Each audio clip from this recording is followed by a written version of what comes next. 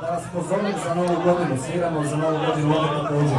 Budite nam gosti, bit će nam zadovoljstvo. A za vas, kao što je bilo prošle godine. Kako je dobro vidjeti tebe, staviti ruke na tvoja ramena, kao nekad poljubi me nježno, za onda dobra stara vremena. Ajmo še jednom zajedno. Kako je